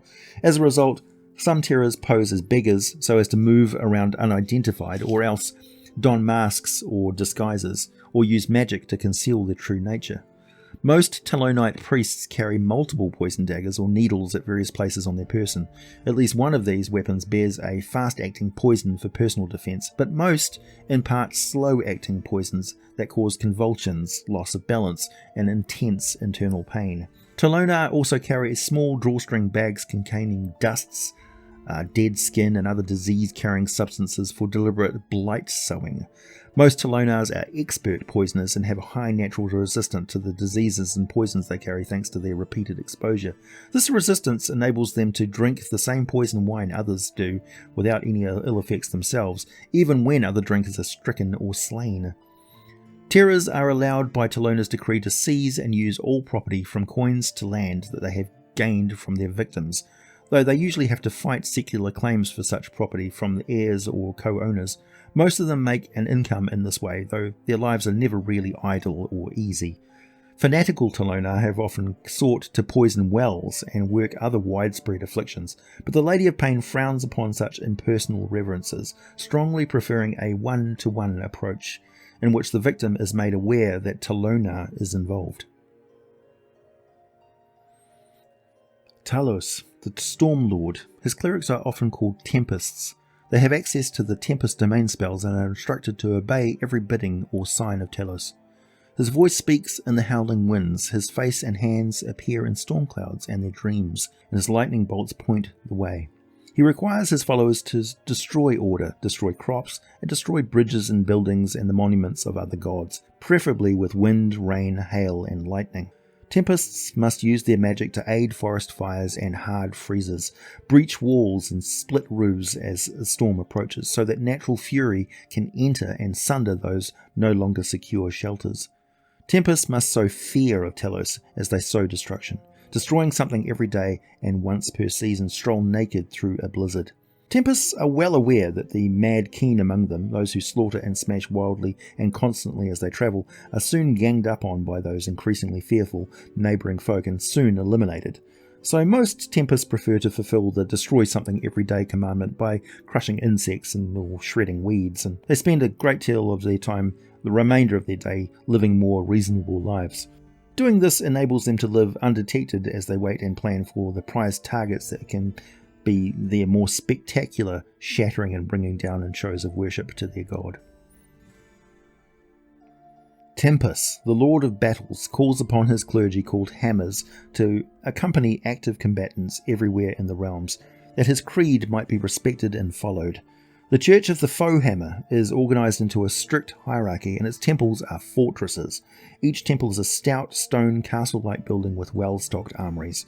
Each is built to be defended by a few hammers against many foes, and feature portcullises, multiple sets of doors, firing ports overlooking all entrances, and passages that make abrupt turns so defenders can shelter behind corners. Hammers all have specific ranks, and ceremonial armour is crafted with clear rank differences. Acolytes wear leather jacks and baldricks, stalwarts wear chainmail vestments, hardhar wear breastplates and braces, arahar wear splint mail, Ruathar wear shoulder-spiked adorned plate mail, Diahar wear full plate, and the Warleon wears gilded magic plate armor that enables flight. They are granted access to the war domain spells, and their holy symbol is a flaming upright sword. Whenever they're not praying to Tempest or fighting, hammers train with their weapons, drill to hone battlefield discipline, tend the wounded, repair arms and armor, and tend to pack beasts and their harnesses in the service of transporting an army's provisions. Hammers are known to accept fees for weapon training and for making and repairing arms and armor, and most do so all the time. The forges in the temples of the Lord of Battles are seldom silent, as the priests take turns at being weaponsmiths, armourers, and farriers. Many farmers who never want to be closer to war than hearing tales about it at a local tavern pay their copper coins regularly into the treasuries of Tempest to have their horses and oxen shod. Hammers are not encouraged to exalt themselves or establish personal reputations, and are strictly forbidden to hire or lend themselves out as battlefield generals, except when leading a holy force of hammers against a religious foe. As a result, there's no known prominent hammers as like mercenaries and stuff, though the Temperian clergy are everywhere and are universally respected by professional soldiers. Those who no longer fight can still serve the shrines and temples as members of the Order of the Broken Blade, while the Order of the Steel Fang are the elite warriors that take on the most dangerous missions. In the faith, the words "Tempest thanks you" are used by the deity's faithful when the proper response is being "and I thank Tempest," to indicate the completion of a deed that would please Tempest. Torm, the True. His clerics are known as the True Guardians or simply the True. They are granted access to the war domain spells. Torm gained considerable attention and praise during the time of troubles when his faithful helped keep one of the missing tablets of fate safe, and his own avatar battled and completely destroyed the avatar of Bane outside Tantris in 1358 DR, seemingly killing the god who had already been weakened by Mystra and her servant Elminster. Regard for the clerics of Torm is high. People don't soon forget when the gods actually walked the face of the world. Torm's edict that his clerics be loyal, obedient and dutiful, upholding laws, rules and the most ethical stances through both unwavering support and armed vigilance, are very popular. To seek corruption constantly and to stamp it out is their credo. Give swift but brutal death to traitors, and where laws are unjust or flawed, stop enforcing them and instead urge improvements and alternatives rather than a confusion of ever more laws.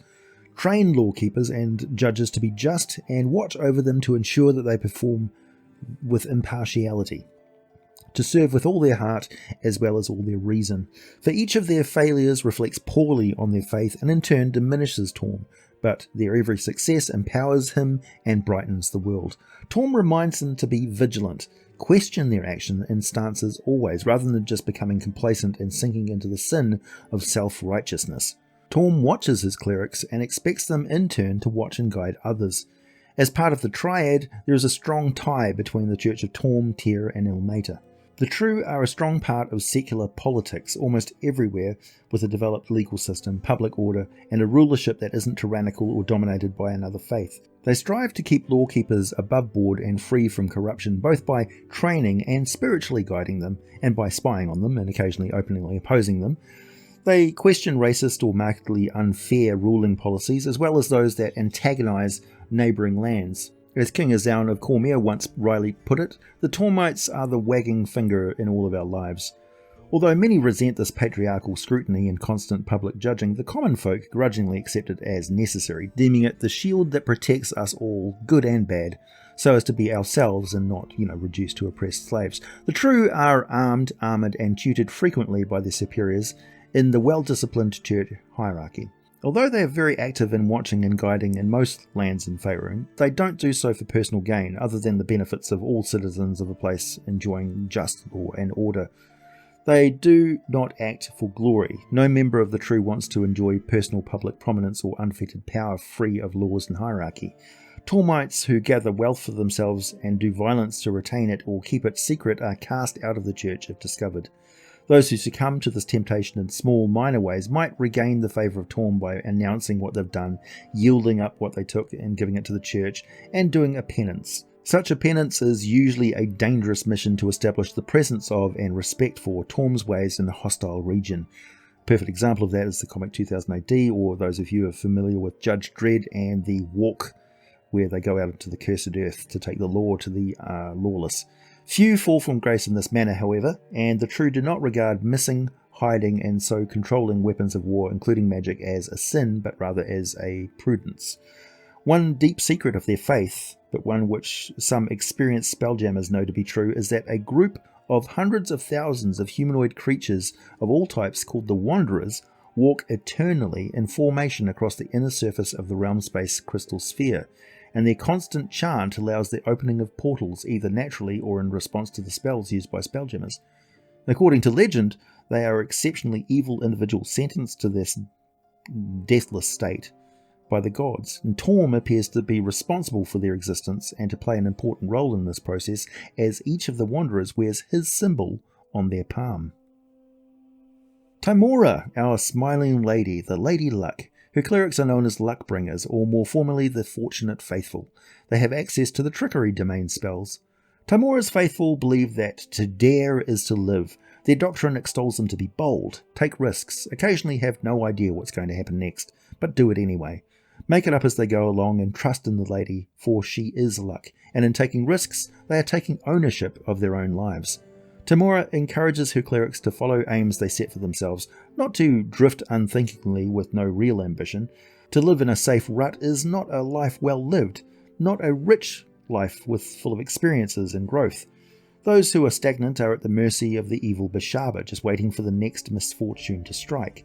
Luckbringers must leave the outcome of something, large or small, to pure luck every day, and counsel others to do the same and live in the same way.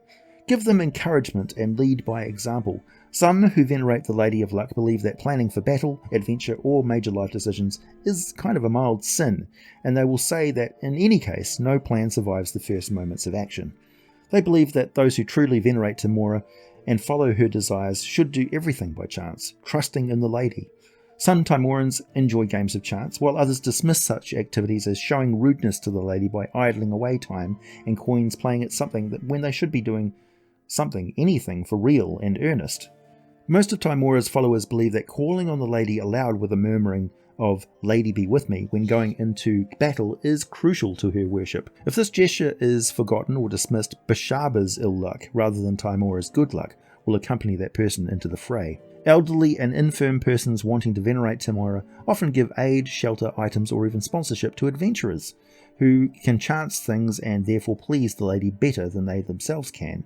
Jugglers, especially those who juggle sharp weapons or otherwise court danger when performing, also always pray to Tymora before their acts, and they believe that their performances are offerings to the goddess. Wayfarers lost at a choice of roads know very well that the right thing to do, unless one is near a shrine or of a wayfaring god, is to invoke Tymora and flip a coin. Luckbringers are expected to spread stories of success and good fortune, achieved through daring, and to establish, maintain, and staff a widespread web of temples and shrines to Tymora, that her inspiration and guidance be within easy reach of all. Tymora is the primary goddess of many adventurers, obviously, and Tymoran clergy are expected to tend, shelter, and support needy adventurers, and to expect generous offerings from those same adventurers when good fortune attends them. Even a simple roof and prevailing wind wall over an altar shrine to Tymora in the wilds has 2 or more fortunates staffing it, plus a handful of lay worshippers. They provide healing. Such altars are equipped with healing potions, means of neutralizing poisons, a fire, a cooking cauldron, blankets, splints, food, herbs, weapons, tools, lanterns, and oil for lanterns, cudgel, torches, all for giving, renting, or selling to adventurers, wayfarers, and others in need. A fortunate will aid a crofter seeking his lost child as enthusiastically as will a professional adventurer, for they both enjoy boldly chancing the unknown and perils, and Tymora regards such actions as holy and desirable. Tymorans support risky business ventures as well as adventuring activities, but the church is divided on gambling. Tymorans believe that personal wagering is fine, even in gaming, but professional gambling, both the institutions that develop and inevitably cheat or tilt the odds so as to make it a guaranteed cut, and the gamblers who cheat or try to count cards rather than trusting in chance, are frowned upon, obviously. It reverences Tymora to live in chance and the moment of fortune, but it sins against Tymora to try and alter the chance to your own benefit. Of course, preparing yourself to gain the best odds beforehand is fine. It is cheating or recasting the chance during the chancing that is decidedly not acceptable. Tamorans support hopeless causes and the underdog. They want to see chances taken. However, Lady Luck herself guides senior clergy in deciding if the stance should be followed when such support might lead to, well, wars or open violence, which is against her credo. Tyr, the even-handed, another greater god. He is the personification of justice, and his clerics are known as the Just. They have access to the domains of order and war spells. Tyr's creed is fairly straightforward. His faithful are to follow all laws and work to get unjust laws changed. They must be good and fair, defend others against injustice as though they were members of their own family, expose corruption wherever they find it, and remain firm. Many knights and judges are devout followers of Tyr and play a heavy role in the application of laws, rules, and codes within their society. They know it is in the best interests of good and lawful populations to have laws applied fairly. People need to see the reason for them and generally accept law and order as the right way to live for all. Tyr in the realms is actually the exact same god from the Norse pantheon, but rather than a god of justice and war, on Faerun it's only his justice aspect that is celebrated, even though his clerics still have access to the war domain spells. Tyr the Just expects his clerics to cultivate calm impartiality and utter refusal to be coerced or intimidated. His clerics meditate each day on their deeds in search of shame and areas of improvement. Their clergy are widely respected and among lawbreakers, widely feared. In the words of Lady Lara Stormweather of Waterdeep, a priest of Tyr is a blunt judge, but also a stern refuge and a champion of the wronged. The Church of the Maimed God frowns upon its clerics exalting themselves at any time, and any just who acquires too much of a high public profile is moved to a different region, perhaps even encouraged to take a new name. And this could prove a problem for adventuring player characters who gain a lot of fame and attention very quickly. Umberlee, the Bitch Queen, an evil sea goddess most often worshipped by sailors or sea travellers out of fear of her destructive powers, and rightfully so. Her clerics are known as the Undrowned. They have access to the Tempest domain spells, and Umberlee demands that they spread the rightful fear of her, as she is the wrath of the unforgiving sea. No ship may reach port without her blessing. The Undrowned remind seafolk and landlubbers that Umberlee demands proper offerings and prayers at her shrines and temples, that they must never forget her, because otherwise she will take their cargo and their lives as her tribute. Those who please her, though, may be given some of the vast fortunes and treasures that she holds in her depths, in return for offerings of at least 100 gold pieces per passenger, plus a tenth of the market value of their cargo. Any Undrowned will ride on any ship on a voyage, and Umberlee will see the ship to the shore safely, douse any fires on board, and hurl back pirates or sea creatures that attack it. The Undrowned are not loved, they are feared. Everyone knows that a priest of Umberlee within sight of the sea can call aquatic undead up out of the waves to serve or fight them, and Umberlee suffers none of her clergy to become famous.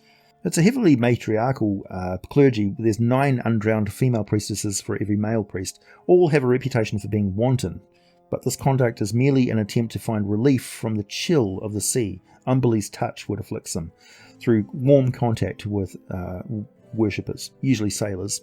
Weresharks are one of the few races that venerate Umberlee out of admiration rather than fear. Warkeen, the merchant's friend. Remarkably, only a lesser deity, she is the goddess of commerce and wealth, free and fair trade for the benefit of civilization, as well as illicit trade outside the scrutiny of the authorities. Her clerics are called gold palms among the public, but refer to themselves as true traders. They are granted access to the domains of trickery and knowledge. Every making or spending of coin is a prayer to Warkeen. Her clerics are instructed to guard their funds well, yet share them too, giving freely to beggars, and in business, for mercantile trade is the best path to enrichment for all. True traders urge all to never destroy trade goods, and to call on Warkeen for guidance in trading. Warkeen's support in the long term leads to betterment for all. The bold find gold, the careful keep it, and the timid yield it up. The merchant's friend expects her priests to be honest money changers, shrewd investors in trade, and small coin lenders to everyone, even those who are likely to squander the loans. They aid merchants with advice, pricing, labelling, crating or uncrating of wares, and shop setups. They also help safeguard goods or money for short periods of time when a merchant is in need, so they are a bank that is a church. All these services they perform for free, but with stated limitations to avoid being exploited. They remain a merchant's friend, not his staff or servants or slaves. They entertain suggestions, but they don't take orders. Walking expects her true traders to personally invest at least once every 10 days and to buy or sell something every single day.